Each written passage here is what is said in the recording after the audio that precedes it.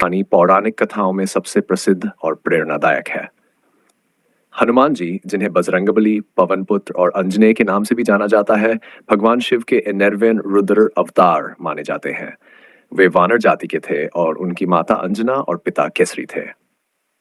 जन्म और बाल्यकाल। हनुमान जी का जन्म एक विशेष उद्देश्य से हुआ था, भगवान राम की सहायता के लिए। उनके जन्म के समय उनकी माता अंजना ने शिवजी की घोर तपस्या की थी। हनुमान जी बचपन से ही अत्यंत बलशाली और चंचल थे।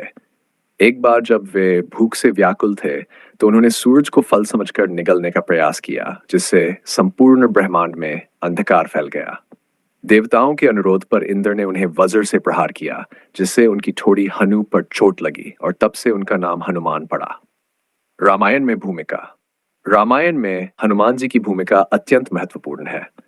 जब सीता जी को रावण ने अपहरण कर लिया था, तो हनुमान जी ने रामचंद्र जी के दूत के रूप में लंका जाकर सीता जी की खोज की। उन्होंने अशोक वाटिका में सीता जी से भेंट की और उन्हें भगवान राम का संदेश दिया। इसी दौरान उन्होंने अपनी पूंछ से लंका को जलाकर रावण को अपने बल का परिचय दिया। राम सेतु और संजीवनी बूटी। हनुमान जी ने राम सेतु के निर्माण में भी अहम भूमिका निभाई।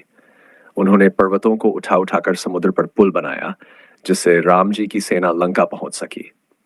युद्ध के दौरान जब लक्ष्मण जी मूर्छित हो गए, तब हनुमान जी ने हिमालय पर्वत से संजीवनी बूटी लाकर उनकी प्राण रक्षा की। भक्ति और समर्पण। हनुमान जी की भगवान राम के प्रति भक्ति अद्वितीय है। वे भगवान राम के सबसे बड़े भक्त और उनके अनन्य सेवक माने जाते हैं। रामायण के बाद भी वे राम जी की सेवा में तत्पर रहते हैं।